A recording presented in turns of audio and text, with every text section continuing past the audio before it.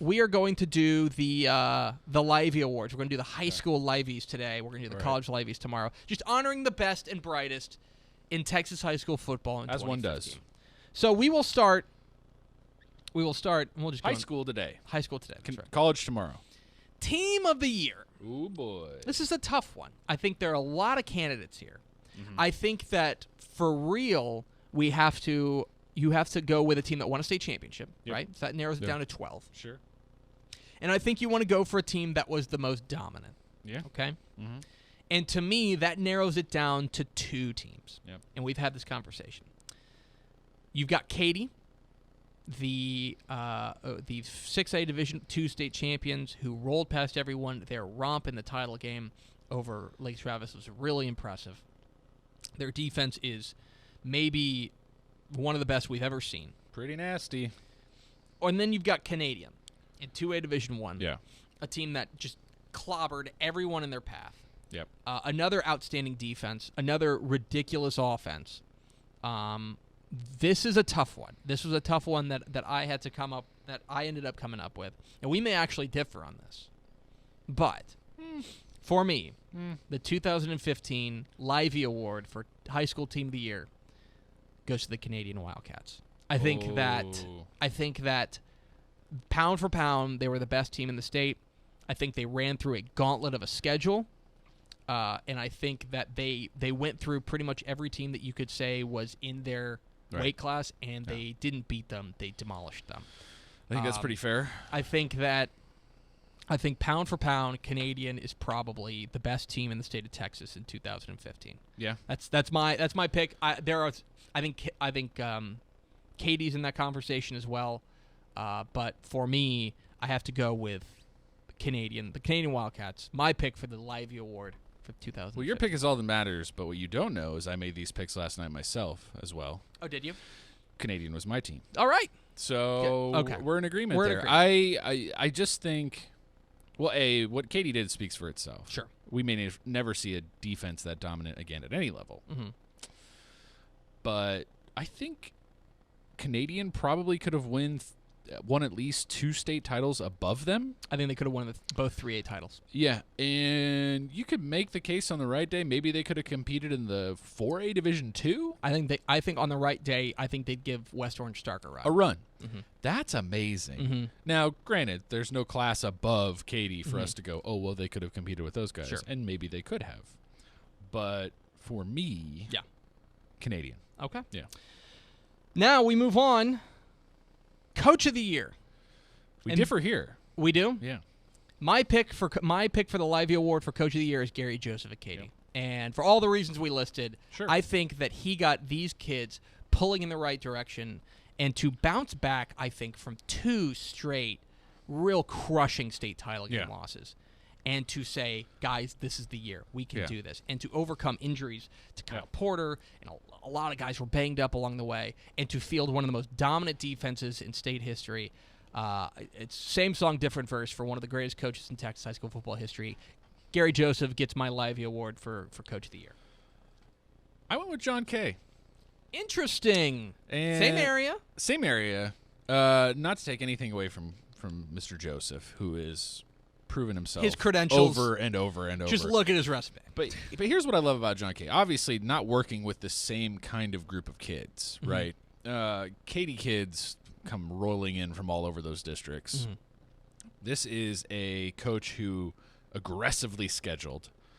His team took its lumps early on, and yet they found a way to persevere through the very end into overtime and beat Westlake in a gauntlet of a state title run. And that's an impressive job. Yeah. With the injuries they dealt with, Micaiah Long wasn't healthy all year.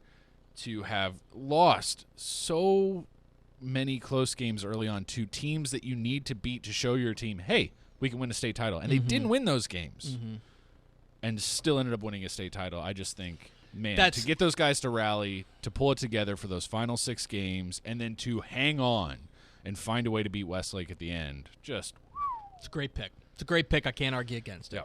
There's a lot of guys who could have been in the running for this, and I think either one of those are very, very worthy. I think so, too. Player of the Year. This isn't going to be any sort of surprise, I don't think, and I would imagine we agree.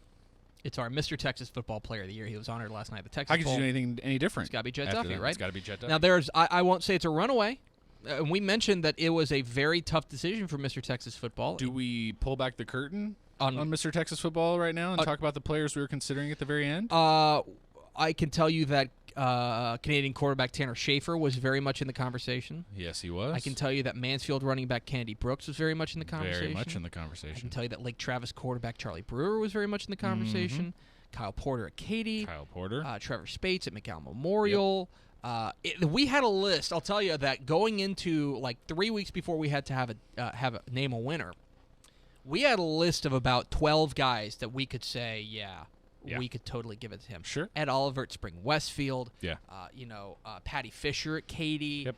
A number of different players that were more than worthy of this award. Unfortunately, there's only one. Right. And for us, the guy who stood out and put on the cape and was the best player in the state of Texas in 2015 was Jet Duffy, the quarterback at Mansfield Lake Ridge, our Mr. Texas Football Player of the Year. So that's who we went with. Now, Game of the Year. And there's a lot of different ways to go with this. We left this purposefully vague because we want it to be – it doesn't have to be the closest game. It doesn't have to be the most exciting game. The best teams. It doesn't have to be the best teams. It's just the game that you'll always remember from this season. Sure. For me, and this is going to sound crazy, the day before Halloween between two teams that finished a combined 4-15. Ooh. Jersey Village 74, Cywood 73. It's a good pick. It's a good pick. Just a wild. Jersey Village takes a 27-13 lead after the first quarter. Cywood outscores them 25-6 in the second quarter. It goes back and forth. It ends up being decided on Christian Green's 21-yard touchdown pass from Deshaun Qualls with 1:17 left. That was Qualls' 6th touchdown pass of the game. Mm-hmm. These two teams combined for 1,542 yards. Okay? It was craziness. And the 5th highest scoring total among 11-man teams ever. 147 points. It puts them 5th on the list. Cywoods had 141 yards in penalties. It was a crazy game. It was as crazy a game as you will ever see in Texas high school football. Yeah. And that's why, for me, it's my pick for the game of the year. It wasn't pretty, and I imagine that both the coaches at Jersey Village and Cywoods would like to take this one back and play this game like 21-7. Yeah. But for me, I will always remember Jersey Village 74, Cywood 73. Something I realized pulling photos for this graphic, if we had a Uniform of the Year contest. Oh, yeah? Oh, boy, Jersey Village. Yeah, Jersey Village has some sharp There's some sharp unis. The new helmet looks good with those uniforms. Yeah, they have some sharp unis. But that's neither here nor there. Correct. Okay. And then our final Livey Award for the 2015 high school football season. This is a good one. The moment of the year. And again, we left this purposefully vague for reasons that sometimes it's a play, sometimes it's an entire game, sometimes it's an entire day. I think for me, a good runner-up would be that Saturday of the area round, where it was just or regional semifinals, where it was upset after upset after upset. It was crazy. It was a crazy day. It could be a lot of different things, but for me, the moment of the year is when Trevor Spates became the Valley's all-time leading rusher. It's a good pick. For those who don't know about the Rio Grande Valley, listen, they know they don't win state titles. Yeah. That's not a secret to them. No. They know that that the chances of one of the teams making a run and making it to the state championship game are pretty slim. But that's why their area and their region is so important to them, and it's so important what happens there. And Trevor Spate, Brandon Stevens is a name that is still spoken in hushed tones down in the Valley because he's one of the greatest players to ever come out of the Valley. Ended up going to Tech, having a solid career, but he is a legend in the Rio Grande Valley. And so here comes Trevor Spates, this running back at McAllen Memorial who starts churning as a freshman, has a great freshman year, a breakout sophomore year, a fantastic junior year, and coming into his senior year has a chance of becoming the Valley's all-time leading rusher, and does so.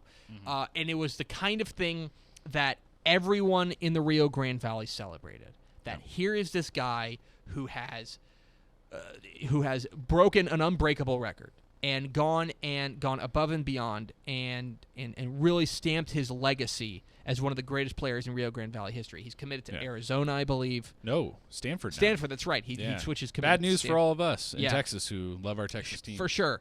But for me, that's the moment of the year, is when he broke that record and just the swell of support from the Rio Grande Valley as, here is our guy. Right. This is our guy. That was the moment of the year for me. That's a good pick. Yeah? That's a great pick. You don't mind it? No, I'll be okay with it. Okay, that's good. That's good. So those are our Davies. What are we wrong about? Hashtag DCTF. Liveys. The Davies, right? The Liveys. I gotta get used to that. Maybe it should be the Davies. If you think it should be the Davies, use hashtag DCTF Live Davies. If you think it should be Liveys, hashtag DCTF Live Liveys.